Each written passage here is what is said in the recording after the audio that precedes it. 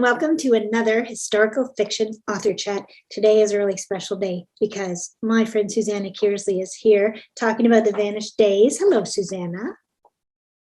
Hello, Genevieve.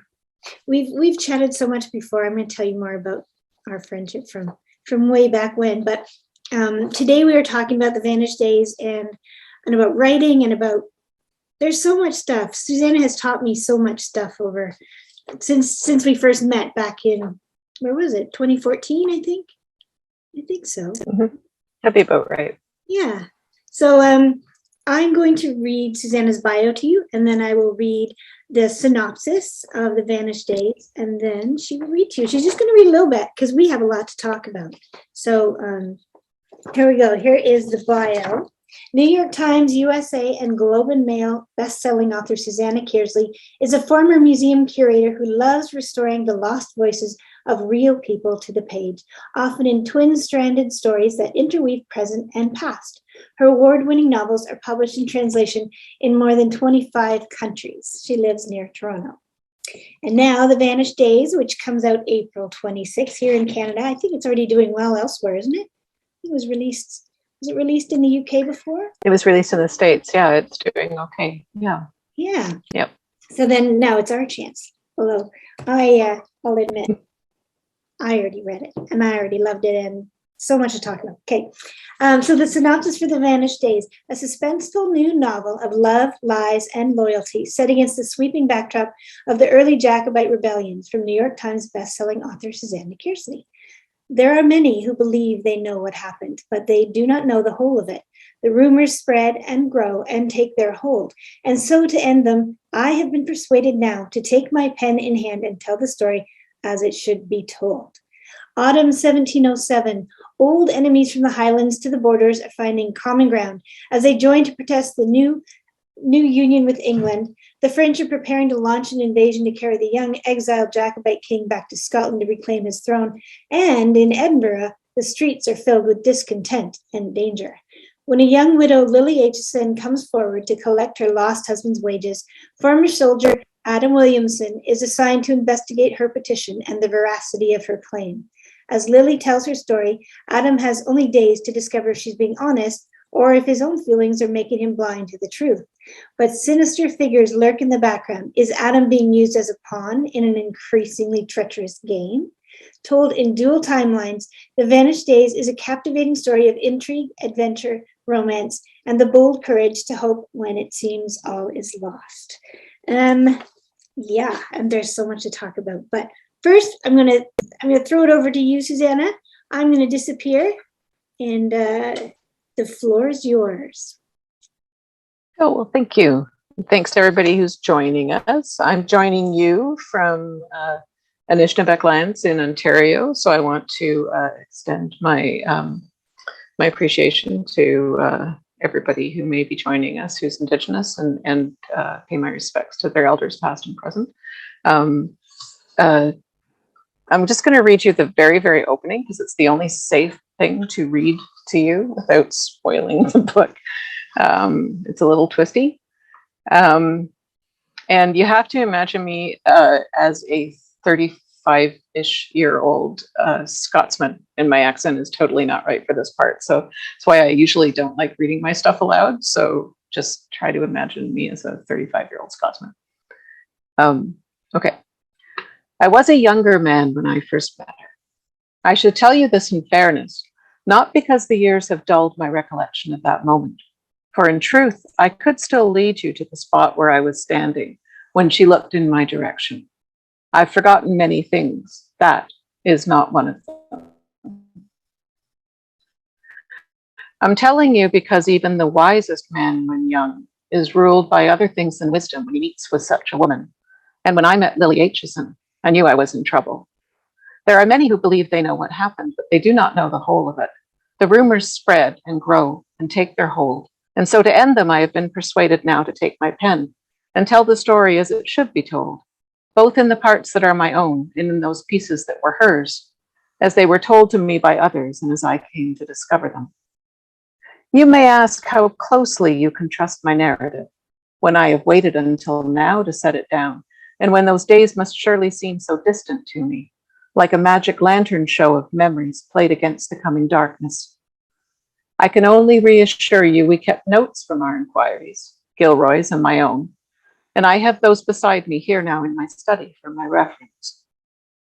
As to memory, you may understand this better for yourself when you are old, but there are some corners of the mind imprinted so indelibly with what we have experienced that long after the less important things have slipped away and we have lost the simple function of recalling where we last set down our spectacles, those deeper memories yet remain. The slightest thing may make them stir, a wafting scent, a few notes of a song half sung, the darkness of a passing cloud. Most evenings in my armchair by the fireside, I drift now to those memories and assure you they are every bit as clear as when I lived them. Me at 14 in the scorching bright sunlight, the day I was taught how to fire a musket. A turn and I'm deep in the jungles of Darien, fighting the Spaniards, and Lieutenant Turnbull, my friend and commander, is urging me onward in spite of the shot to his shoulder that's just made him fall. Go, he says, do not stop, go. Turn again, and it's several years on, and I'm once again following Turnbull's directions, his letter inviting me to come and visit him tucked in my pocket as I climb the worn stones of Edinburgh's High Street in search of his door. He lived that year in Caldo's land, the term land being commonly applied in that town to those great high tenements in which each floor was of itself a separate dwelling, serviced by a common stair. It was a narrow building and an old one, and the evening I arrived in mid-September under skies that threatened rain, it looked unwelcoming. The hollow shadows lying deeply in the arched shop booths at street level, the several looming stories of dark windows and the jagged roofline cutting at the sky all seemed to warn me not to stay. But I was stubborn. I was weary, and I did not heed the warning.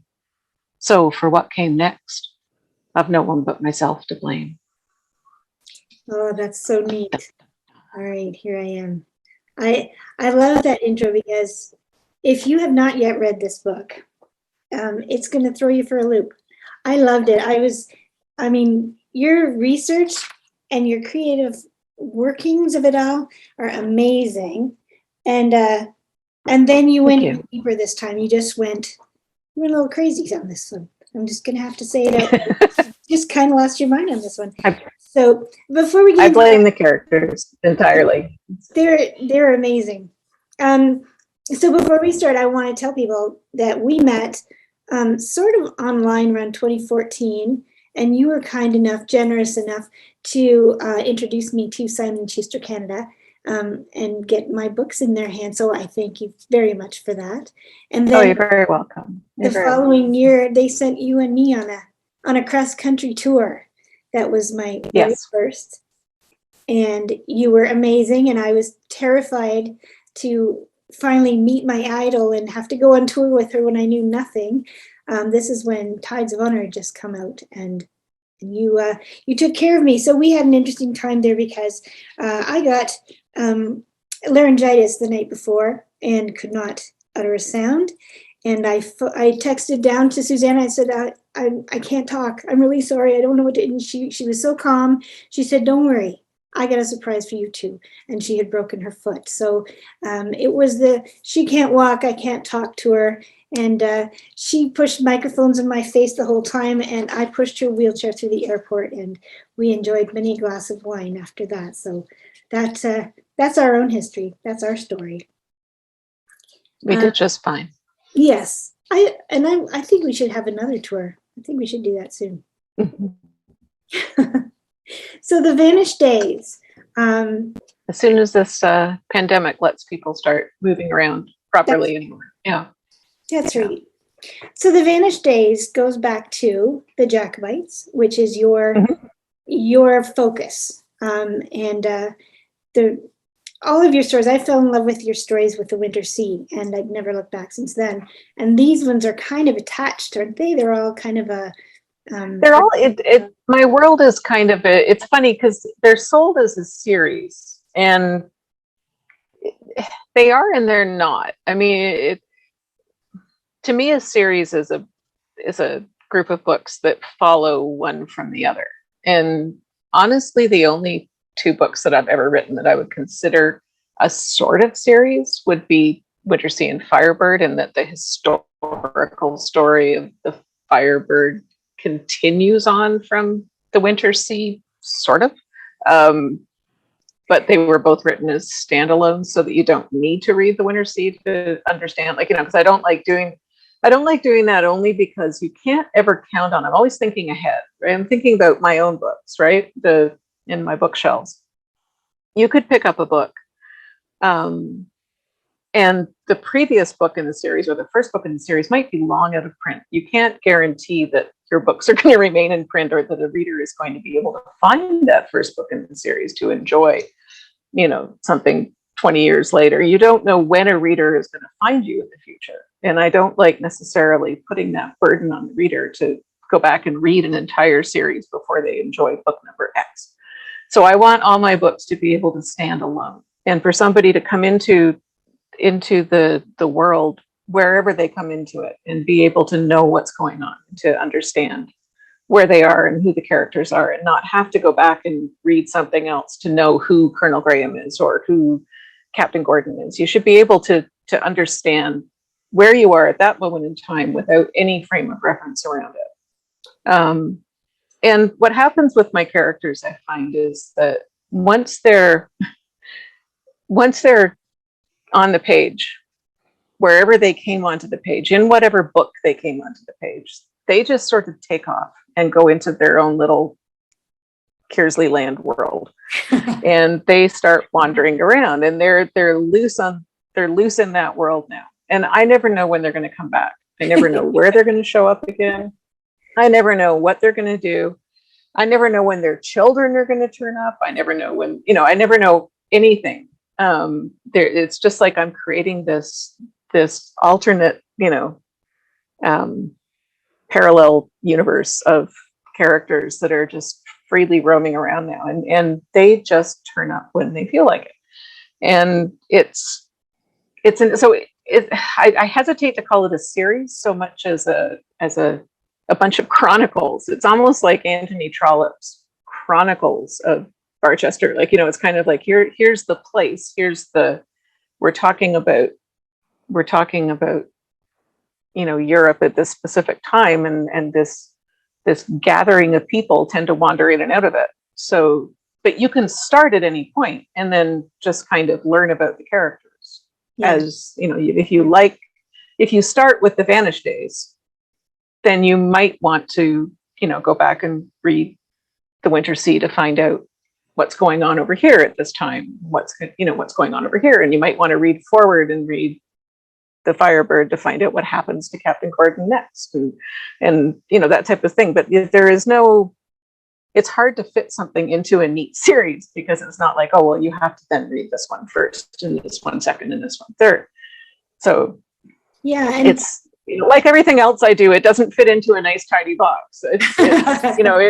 Which is just seems to be my gift, is I'm unboxable. Which isn't necessarily a bad thing to be, right? Oh, and I like that you did that, because I've read your books all out of order, whatever the order is. I've read them all in different orders, but now I can see that these characters are returning, and I can see how I need to go back and read those lines, like you said. And you always also tend to do, no, you always do, right? You do the dual timeline. You were like the first. Almost always, not almost. Well, we'll come back to it. Almost always. There are a couple that don't. Shadowy Horses does not have a dual timeline. It's completely all. It's all in the present. And there are a couple where it's really a minor thing. Like, I would say Named of the Dragon. It's just like there are dreams in Named of the Dragon, but I wouldn't call that a dual timeline. It's just like, yeah. It's more or less in different things. But yeah, sorry, I interrupted. Go ahead. No, dual timelines, they're so popular now. It's the in thing to do, but you were you were the first I had ever read. And back then they called it time slip instead.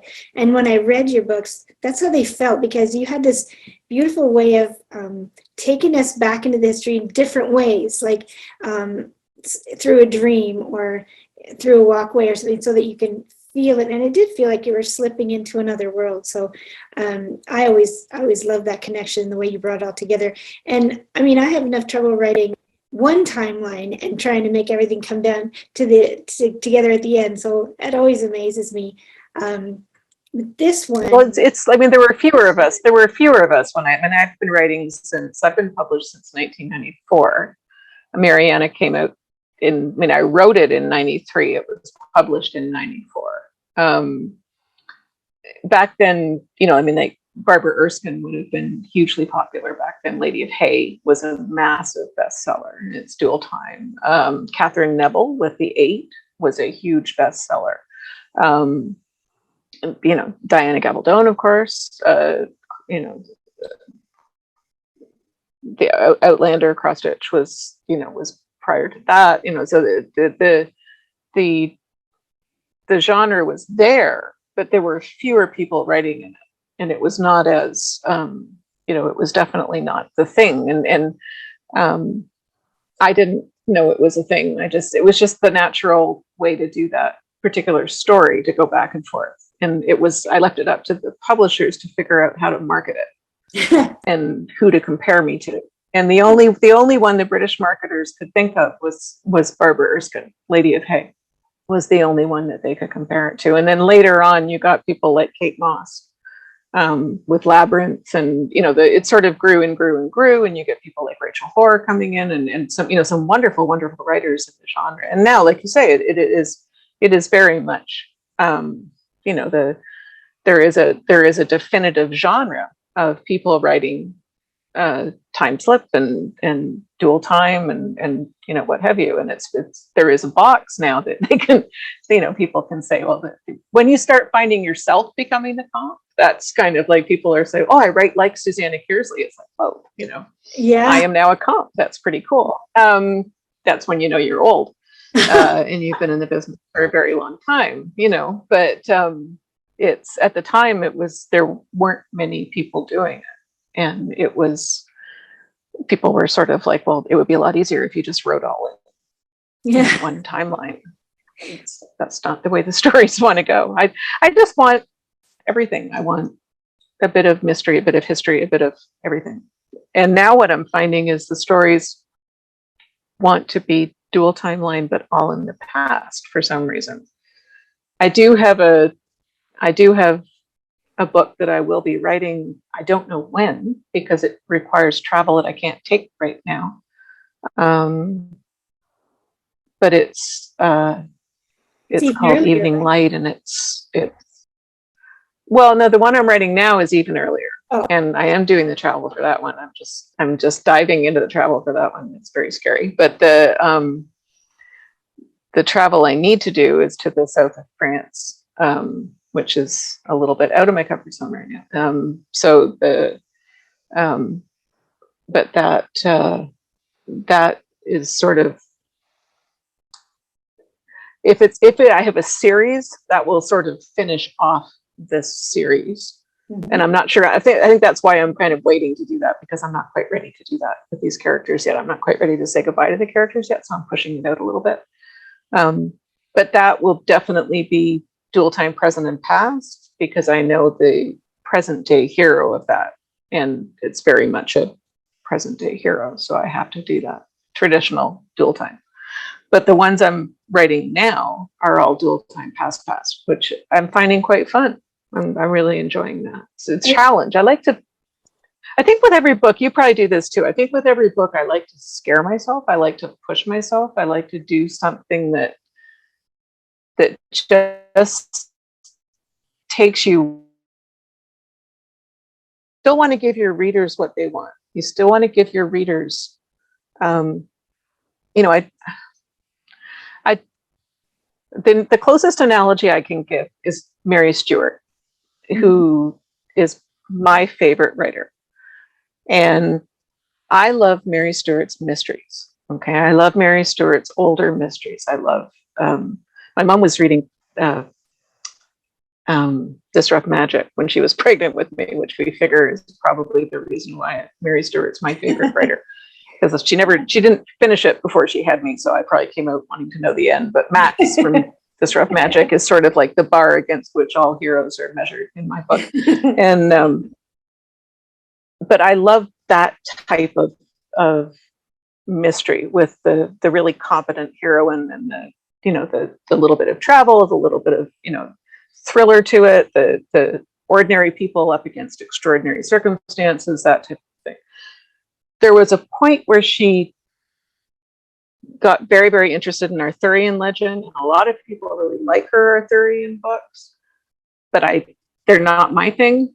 So she kind of lost me. It was kind of like, that's not my thing. Yeah. And I know that for a segment of my readership, like if I veer too much one way, a segment of my readership is going, oh, that's not what I like, so that's it. You want to always be aware that for some of your readers, you're disappointing them if you go too far out of what you normally do, what they're accustomed to getting from you. And yet as a writer, you have to also go where the stories go too.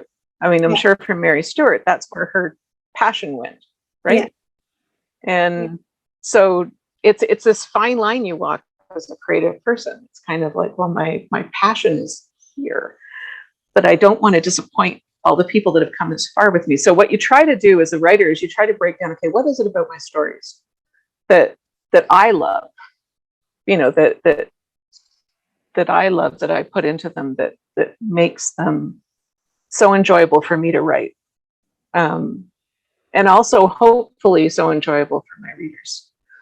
And what can I hold on to and take with me if I change a little bit of what I'm writing, right? Mm-hmm. You keep this, try something new, right? So that hopefully you're always bridging over a little bit. So that's what I'm trying to do now is, if I'm not doing the present day story, what am I holding on to and bringing with me so that it doesn't seem too foreign for somebody who's a Susanna Kearsley reader, so they don't think, oh wow, she really lost me. She really went to the Arthurian stories and she's not caring about me anymore, right? Well, you didn't go Arthurian, that's for sure, but you definitely added more levels to it with this book. And not only was, I'm not going to say anything that will say anything to anybody, which just doesn't sound like quite an interview, but you went places with this book, not only with the time, because it was, what was it, 1709 and 1707 to back to 1685, I believe. Yeah. And 83. Both of those times had so much history in them, so many things going on. So all the research for both those time zones and then or time periods, and then to work them together. Basically, the overstory is that Adam is brought in to try and determine if a woman is actually married to a man she says she's married to, so she can inherit. And so I just got so caught up in all the research. There were so many characters, so many references to. There are a lot of people. Yeah, that's always it's hard when you're dealing with real characters too, because you can't just say, okay, well, I'm just gonna. You have to decide who you're gonna keep of all the real characters, because some real characters you just have to say, okay, well, I'm gonna pretend you're not there, especially when they all have the same name. Because you can only put so many Jameses in before people start going, I don't know which James you're talking about. Like, and the reality of life back then was you had like 20 Johns and 6 Jameses and 3 Thomases all walking around at the same time. And you have to go, okay, my reader is just going to be drinking at the same place. So I can't do that. You have to isolate and say whose story is it? Whose story is it? And I always try to bring it down to the romance. I try to remember whose story is it? Who am I focusing on? I'm focusing on two people. I'm focusing on two people finding each other and connecting with each other against a backdrop of difficult times. And that is usually the core of all my books. Two ordinary people falling in love against a backdrop of, difficult times.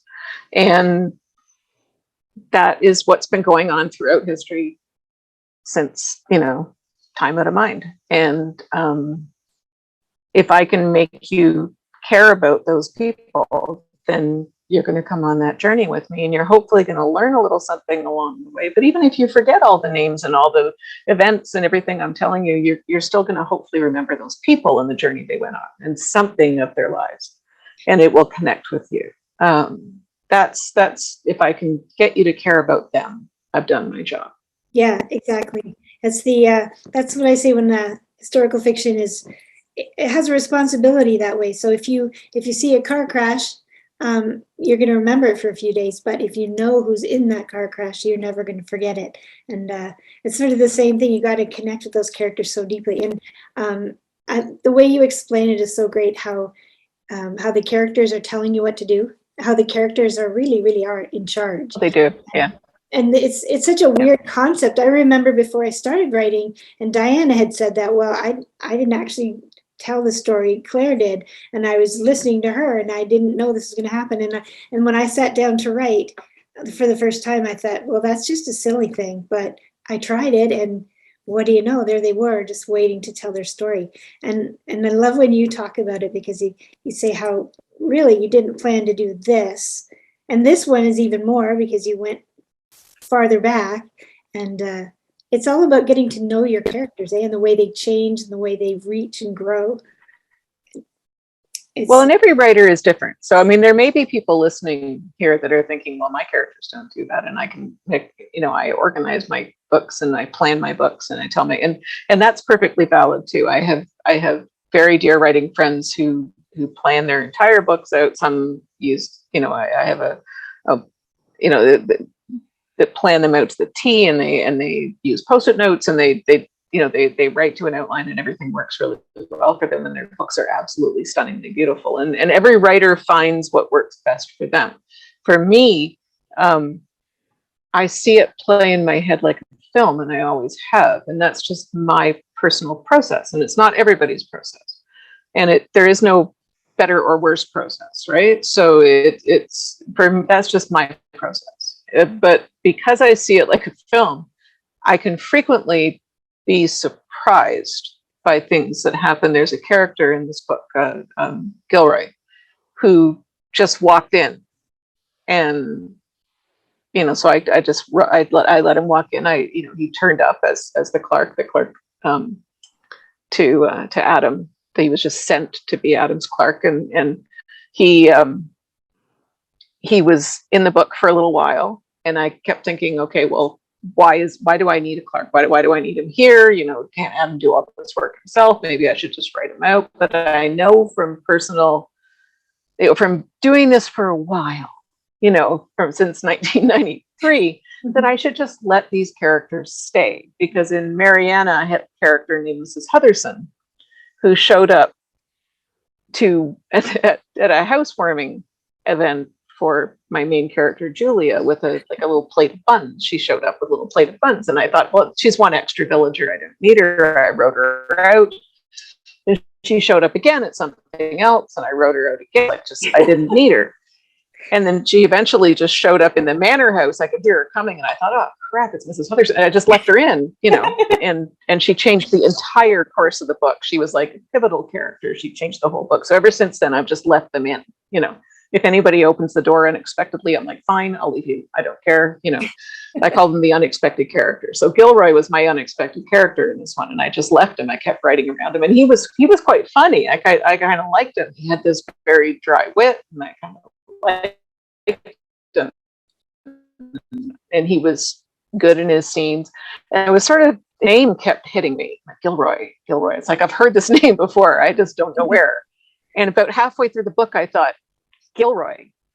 And if anybody's read the book Mariana, you might know where the name Gilroy comes from. I didn't get it until halfway through the book. And then I knew exactly where he came from. And like, I wrote these characters. So it's one of those things that, I'm the actual author and I didn't get it until afterwards. It's my subconscious doing this, right? So my subconscious is always so much smarter than me. So when you bring them in from another book and you don't expect to see them at all, it's just well, hello there. I haven't done many of those where they connect. I've only done one with Tides of Honor and Come From Away, but I was so happy when Danny showed up in Come From Away because I missed them so much. They really become a part of you, eh? And obviously, same with you because your characters keep showing up, and your readers love that because I love seeing Robbie again. I love seeing all of them that I know from other books. I wanted to ask you. We started talking about the dual timeline, and for me, I'm never sure if I'm going to use it or not, and I actually try not to use it very much because a lot of people are sort of writing things that I think it's extraneous. I don't think it's necessary for the story, and I want to stay away from that. But when it's done right, it's exactly what the story needs. But you've been doing this a little longer than me, and don't say you're too old because I think you're younger than I am. We're the same. We're right in there. I'm 56. 56. Oh, then you're younger. Oh well. And but what are the pros and cons, would you say, with doing the dual timeline? Dual timeline? Yeah.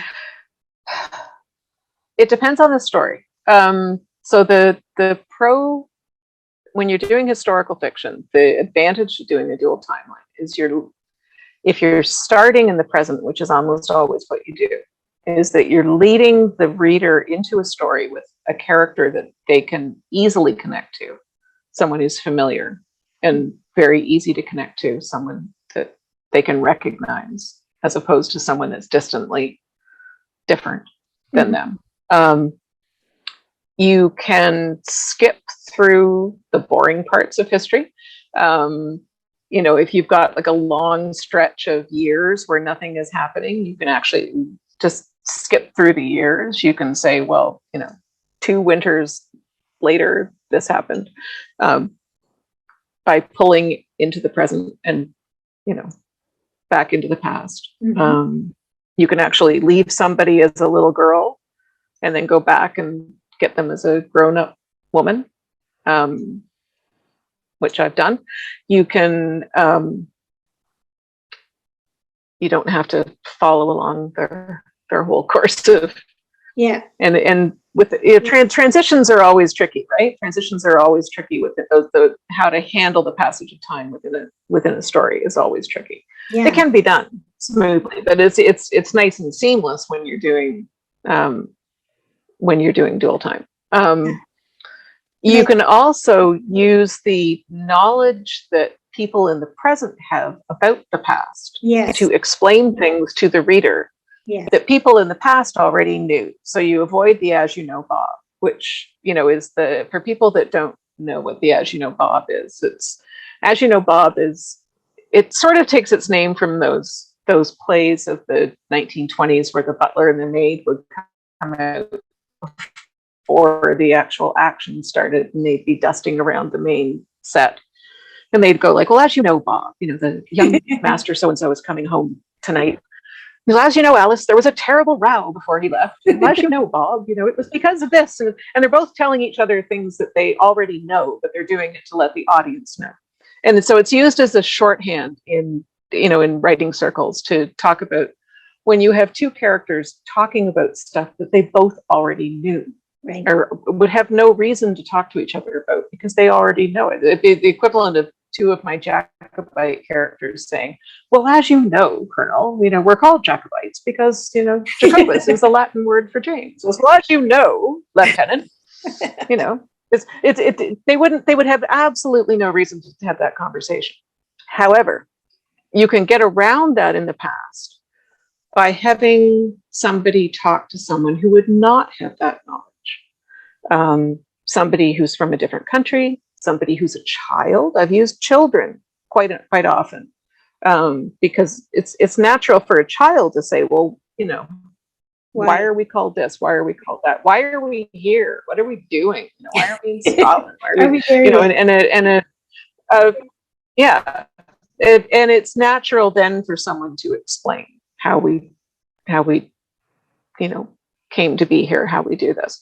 But it's also a lot easier for someone who has specialist knowledge. I've used history teachers and museum curators and stuff in the present day, or people who own historic houses or that type of thing, just flat out sitting and telling somebody else who has no knowledge. Mm-hmm. In the course of one little conversation and 2 paragraphs, they can summarize all that information to someone who has no clue. And it shortens the whole thing, and you do it in a way that the reader now has this encapsulated knowledge, and poof, you're done. Yeah. Very, very simple. So that's the pros. Mm-hmm. Yeah. Yeah, it's very comfortable. Yeah. The cons would be that your reader has to connect with 2 sets of characters. Yes. They might connect more with one set of characters. They might like one set better, and they might really resent you when you pull them away from that set of characters and make you spend time with the other set. And that's really the major con is that, if you've got, say in Firebird, if you've got Robbie and Nicola, and a lot of people really like Robbie in the modern day, they might not want to go back and spend time with Anna and Edmund, or vice versa. They might really like Anna and Edmund, and they might not want to come back and spend time with Robbie and Nicola. So it's kind of like, but I was enjoying myself. That's right. There. Yeah. I don't want to come here. And you have to manage those transitions really well as well, and realize that as the story goes on, the reader will want to spend more and more time probably with the past characters, and less with the present day. So. I don't think it's just the readers either. When I do it, I have trouble moving around because I don't want to be in the present tense nearly as much as I want to be back there, because that's the whole point of writing the history. But it really does.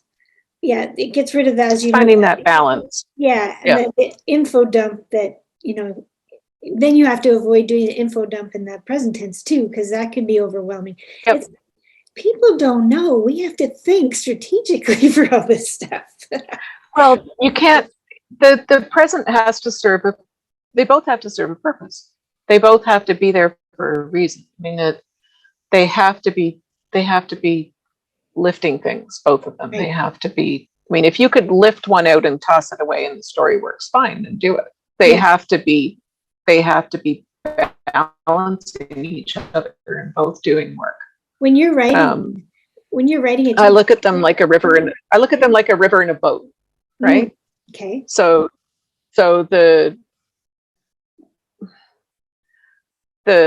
usually for me the past is the river, the present is the boat. The boat you can take out and put on the shore every now and then, and the river keeps flowing. So the river's always going. Yeah. Right. Whether the boat's on it or not. Right. And so when you're writing it, do you take them apart? Because the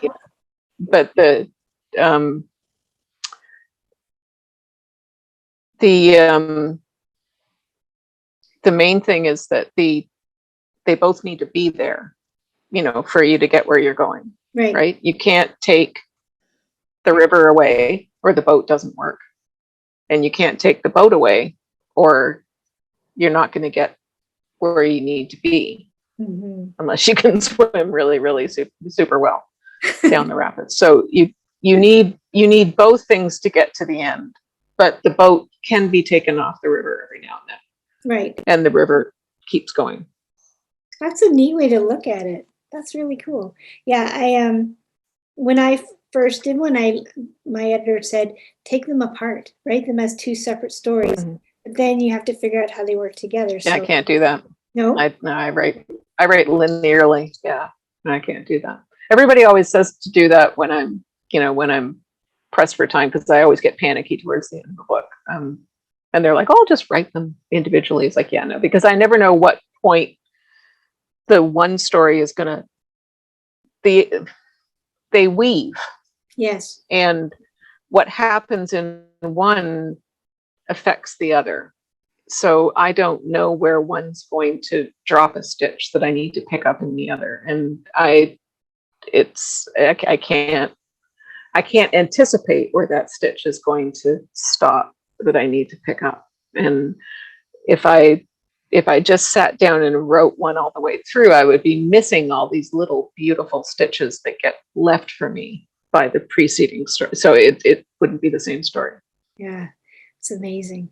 I love the way you explain things, or just as beautiful as the way you write them, because I can visualize exactly what you're saying. Well, I think this book was, for me, the most, how do I say it? It was the most it's not the most interesting, but the way it's done, everyone will learn it. When it's got such a twist, that's all I can say. It's got a twist that had me just reeling and going, wait a second. And I've gone back to read it again and going, oh, yes. And it's just so intelligent. And there's so much, not just the history, but the thinking of those characters. It was really fascinating to see you get into that. And I mean, your research is always amazing. It's always flawless. And anyone who's read one of your books knows that you can learn everything about that time period if you read your books. Or as you say, you can skip over the parts that aren't as interesting to you. But the way you write these things, this one, you took all that amazing research and all that creativity, and then you just made it bigger. You just made it, I'm going to challenge myself even more. I apparently don't have enough on my plate. I'm going to back up this century, and I'm going to rewrite this and do that. And I thought it was brilliant, and everyone's going to love it. But they have to know that it's thank you. Thank you. Not an easy book. It's not going to be a straightforward Jack and Jill book. It's wonderful. It's not. It shouldn't be hard to read. No. It should. If I've done my job right, it shouldn't be hard to read. Not hard to read at all. You should just, It's just. But you should always scare yourself as a writer. Yeah. You should always scare yourself. Yes, and it was totally enjoyable. I loved reading it. I'm just saying the twist that you put in there was extraordinary, and it makes you have to read it again and again, and I love that about it. So thank you very much for that. Readers are going to love this book. Just sit back and enjoy. It's going to take you away like it did for me. So thank you again, Susanna, for such an amazing book, for giving us a gift like this. And I know that you're always working on more, so I'm waiting for those. And Yep. And I hope. Well, thank you for having me. I hope someday we can do it in person again and go on the road again. We just That would be nice. Yeah, it's time again. All right. Well, thank you again so much for being here today and for chatting with me and with all these readers. And best of luck with the Vanish Days. Thanks very much. Thank you, everybody, for joining us. Stay safe.